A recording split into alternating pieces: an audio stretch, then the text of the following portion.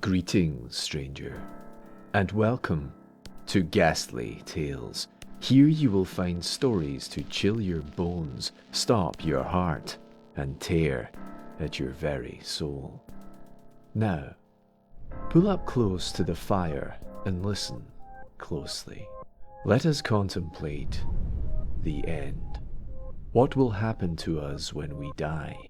Are we born again in another body? Do we ascend to some metaphysical plane, a heaven or a hell? Or does our consciousness simply melt away into oblivion? Mankind has argued this question for millennia, but what if there was another theory? A new and very real hypothesis that makes the idea of total annihilation seem like a blessed release. That is the subject of tonight's tale. Today I turned 162 years old, and there's no sign of stopping.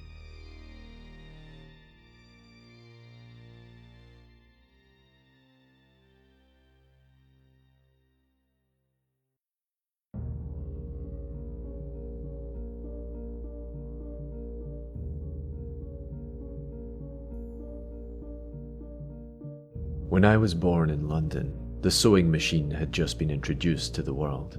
Before I was in my teens, dynamite became a reality, and when I married my first wife, the only things with wings were natural, with aeroplanes far in the future. I fought the First World War with grey hair, and I watched the second one pass with a cane in my hands. By the time the nuclear bomb had dropped, I thought I'd seen it all, and that soon I'd be joining the fallen soldiers in the afterlife. I was wrong, and I found that out on the day my wife died, in 1947. We had both exceeded our life expectancies, until one winter morning, her body grew cold next to me, her breathing stilled, the light in her eyes extinguished. From the back of her grey hair, I could almost pretend she was still alive, and for an hour I did. My eyes welling up in tears as I realized that without her, my life was no longer worth living. So I walked to my dresser and I reached into the top drawer, my wrinkled hands searching towards the back, shaking as they found the cold metal wrapped in old rags. And pulling out the loaded revolver, I made my way back to my bed, slipping back on the covers, lying next to my wife. This time, forever. Raising the gun to my temple, I felt no hesitation. I was done here on earth, finished, my purpose complete, and with the failing of my physical and the slowing of my mental faculties, I'd prefer to die than to deteriorate. I was almost excited to pull the trigger, and when I did, I was met with only one sound. Click. I frowned, checking the cylinder to make sure each of the slots had a bullet. A dud, I thought, and raised the gun again. And once more I pulled the trigger. Click. Click, click, click, click, click, click. One for each of the bullets, all of them failing their duty. So I moved on to the medication the doctors had prescribed to me in my final years, downing several multiples of their recommendations until darkness overtook me. But then I awoke in my own vomit, the remains of medication strewn over my bed and my body weakened but still very much alive. At my wife's funeral, I decided to let nature run its course, to wait for death the typical way until old age claimed me. But then a decade passed, and another and another. Every few months I attempted suicide once more, but each time failure awaited me. Jumping off a bridge onto concrete yielded broken bones but no death. Drowning only resulted in me awakening face up and spluttering on the shoreline. Suffocating myself always ended in an unexpected leak where fresh air was able to enter and revive my starving cells. No reputable scientist believed my claims, nor did doctors, though often perplexed, and every year more of me deteriorated. I lost a foot to diabetes, the nerves on my right hand failed. My eyes have long lost their once sharp vision. By the 1980s I was completely deaf, By 85 I could no longer stand, and by the early 2000s my thoughts came slow but still conscious. Simply writing this took me 3 weeks, my focus waning in and out, my misspellings so frequent that my friend could barely transcribe this passage. And it wasn't until just last week that I finally heard a scientific explanation of what was occurring to me, explained by the same friend who transcribed this for me.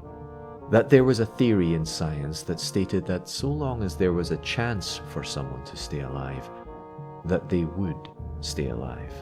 That due to infinite possibilities in infinite universes, there will always be a version of me that never dies.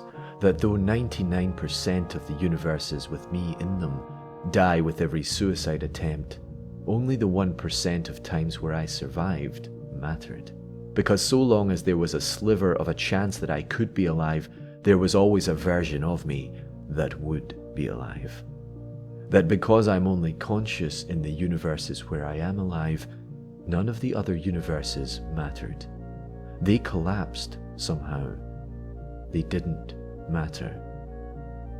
Though I don't quite understand it, he assured me that this theory, quantum immortality, could be very real, and with my age as proof that it is real.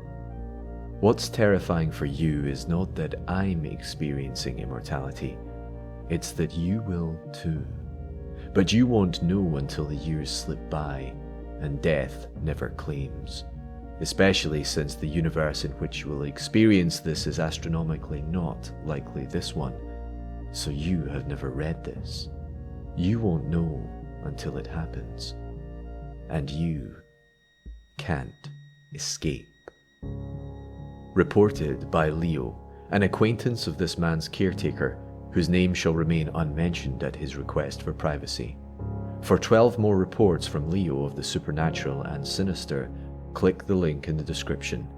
They are free because the world needs to know.